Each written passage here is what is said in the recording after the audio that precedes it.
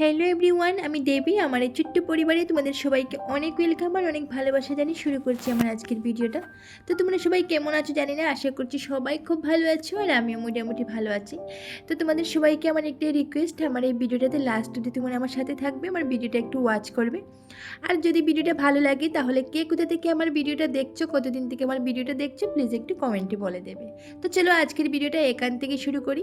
তো এখন বাজে মোটামুটি ঘড়িতে সকাল 7টা, আর এখনই আমি ঘুম থেকে উঠলাম। আজ একটু লেটেই উঠলাম আর কি। তো আজ যেহেতু আমার ছুটি আছে আর কি, তো তাই একটু লেট করে ঘুম থেকে উঠলাম। আর উঠেই তোমরা দেখতে পাচ্ছ আমি সব ঘরের দরজা জানালাগুলো খুলে দিলাম। আর এদিকে আমি তোমাদেরকে দেখাচ্ছি যে দেখো চতুর্দিকটা কতটা পরিষ্কার, মানে আজ আর মনে হচ্ছে যে রৌদ্র দেবে, বৃষ্টি মনে হয় দেবে না।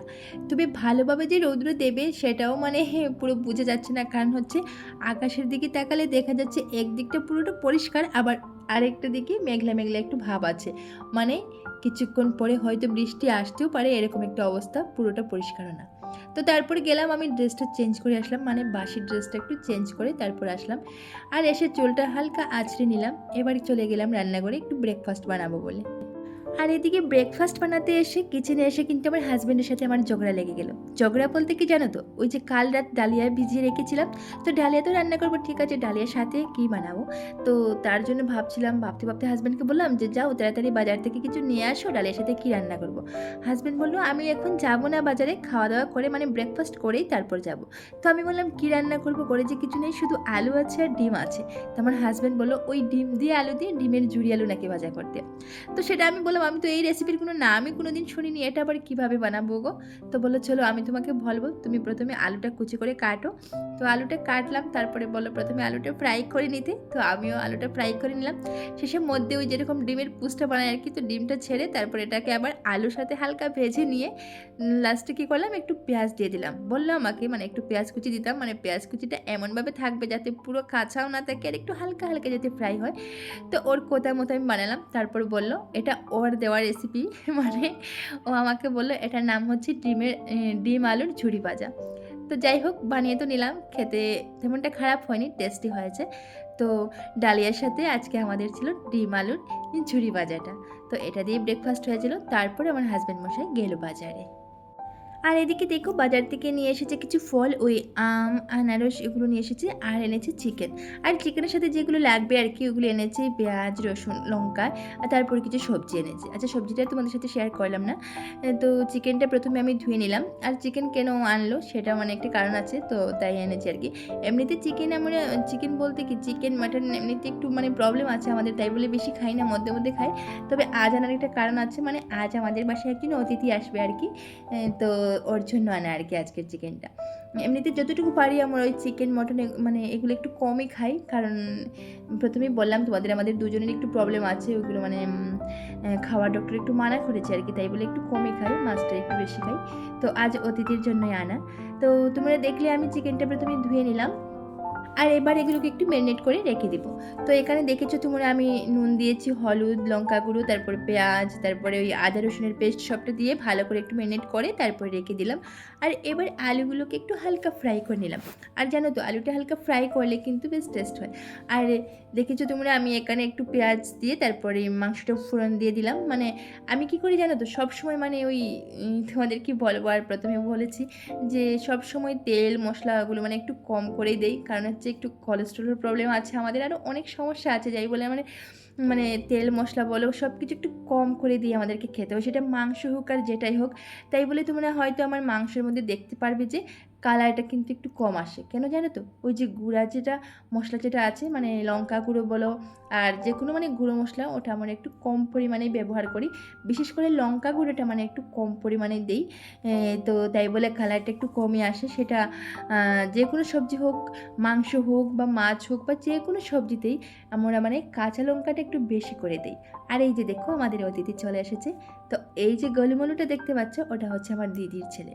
তো কদিন ধরে আমার আমার হাজব্যান্ডকে ফোন করছে আর কি, মেশো আমাকে এসে নিয়ে যাও, আমার খুব ইচ্ছে করছে তোমাদের ঘরে আসতে। আর আজ ওর স্কুলও বন্ধ ছিল, তো তাই মানে আমার হাজব্যান্ড গেলো আর কি, গিয়ে ওকে নিয়ে আসলো। আর এদিকে আমি চিকেন রান্না করছিলাম, এদিকে রান্না করতে করতে হঠাৎ আমার এক জিজু আসলেন। তো ওই জিজু কিন্তু চিকেন খায় না, আর চিকেন খায় না বলতে যে চুলাতে চিকেন রান্না করা হয় ওই চুলাতেও কিন্তু খায় না, মানে মানা আছে আর কি। তো ওকে তো আর ওই চুলাতে আমি চা বানিয়ে দিতে পারবো না, তাই বলে ওদেরকে একটু ফল কেটে দিলাম আর কি। তো আম আনারস ওগুলোই কেটে দিয়েছিলাম আর কি। তো ওদের খাওয়া দাওয়া শেষ করার পর আমি বাসনটাও একটু ধুয়ে নিলাম, ভাবলাম বাসনটা ধুয়ে তারপর স্নানে যাব। কিন্তু স্নানে গিয়ে আর স্নানটাও ভালোভাবে করলাম মানে আর কি, গাটা ধুয়ে নিলাম, মাথায় আর জল দিলাম না, কারণ হচ্ছে আজ শরীরটা খুবই খারাপ লাগছে, মানে জ্বর একটা মানে ভাব এরকমই লাগছে। তো ভাবলাম যদি মাথায় জল দিই তারপর আবার জ্বর চলে আসে তাহলে আবার সমস্যা হবে। তো মাথায় আর জল দিলাম না, এমনিতে গাটায় ধুয়ে আর ড্রেসটা চেঞ্জ করে চলে আসলাম। আর এদিকে আবার হাজব্যান্ডকে বললাম যে তুমি ঠাকুর সেবাটা দিয়ে দেবে, কতটুকু দেবে তো জানি না, যদি ঠাকুর সেবাটা নাও দেও বলছি তাহলে ঠাকুরের সামনে একটু ধূপ দেখিয়ে তারপর আসবে। আর এদিকে দেখো আমি চুলটা আঁচড়ে একটু ফ্রেশ হয়ে নিলাম, আর এদিকে মুখে একটু ক্রিম টিম দিয়ে আর হালকা একটু সিঁদুর পরে তারপর চলে আসলাম রান্নাঘরে। এবারে আমরা খাওয়াটা রেডি করবো আর কি, কারণ হচ্ছে আমাদের যে গলুমলু ওর আর কি মানে চিকেন বলে মাটন বলে এগুলো দেখলে মানে একটু তাড়াতাড়ি একটু খিদে লেগে যায়, বাচ্চা মানুষ তো তাই। তো সাথে আমি ডিমও রান্না করছিলাম, কিন্তু সবাই বলছে যে না আমরা ডিম খাবো না, শুধু চিকেন দিয়ে খাবো। আর যে কোনো কিছু বলো, এই মাংস হলে চিকেন মাটন যে কোনো কিছু বলে, মাংস হলে পরে অন্য কিছু দিয়ে কিন্তু খেতে ভালো লাগে না। আর এদিকে ভাতটা দেওয়ার পর ও কিন্তু আমার দিকে তাকিয়ে থাকছে, আমি তো কিছু বুঝতে পারলাম না ব্যাপারটা কেন খাচ্ছে না, তারপর বলছে আমি মাখতে পারবো না। ওকে দেখতে অনেকটাই বড় লাগছে, কিন্তু যতটা বড় লাগছে ততটা বড় তো নয়ও, এই ধরো ক্লাস 3তে মনে হয় পড়ে। এমনিতে বড় হয়ে গেছে আর কি, একটু হেলদি, তবে কিন্তু মানে এজটা একদমই কম, যে এখনও মানে ভাতটা মেখে খেতে পারে না, বুঝতেই পারছো। তো ওকে আমি একটু মেখে দিলাম, তো এবার খাচ্ছে। ভালো করে বলতে পারো মেখেও ভাত খেতে পারে না, মা ওকে মেখে দেয় আর কি। তো খাওয়া দাওয়া শেষ করে একটু রেস্ট নিলাম আর কি, রেস্ট নেওয়ার পর ও বললো ওকে ঘরে নিয়ে দিতে। আমি বললাম তোমার মেসো তোমাকে নিয়ে দেবে? বললো না মাসি তোমাকেও যেতে হবে, তুমি যাবে একটু সময় আমাদের করে বসবে তারপর তুমি চলে আসবে। তো ওর কথা মতো আমি বারবার না বলছিলাম যে আমার শরীরটা ভালো লাগছে না, আমার জ্বর লাগছে। বলছে না তুমি শুধু যাবে আর আসবে। তো বাচ্চা মানুষ তো বারবার বলছিল, তাই না করে আর পারলাম না, গেলাম আর কি। তো যাওয়ার পর দিদির সাথে কিছু কথা বললাম, মানে এমনিতে বসে কিছু কথা বললাম আর কি, তারপর আমরা করে চলে আসলাম। তো বন্ধুরা আমার আজকের ভিডিওটা ছিল এই পর্যন্তই। যদি আজকের ভিডিওটাতে তোমাদের একটু কিছু ভালো লেগে থাকে তাহলে অবশ্যই একটু লাইক করবে, কমেন্ট করবে, শেয়ার করবে। তার পাশাপাশি যারা এখনও চ্যানেলটা সাবস্ক্রাইব করোনি প্লিজ চ্যানেলটা সাবস্ক্রাইব করে আমাদের পাশে থাকবে। আর যদি ফেসবুক পেজ থেকে দেখো তাহলে অবশ্যই পেজটা ফলো করে দেবে।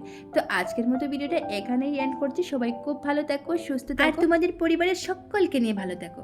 তো খুব তাড়াতাড়ি দেখা হচ্ছে নেক্সট দিনে আরেকটি নতুন ভিডিওর সাথে। তো আজকের মতো তোমাদের সবাইকে টাটা।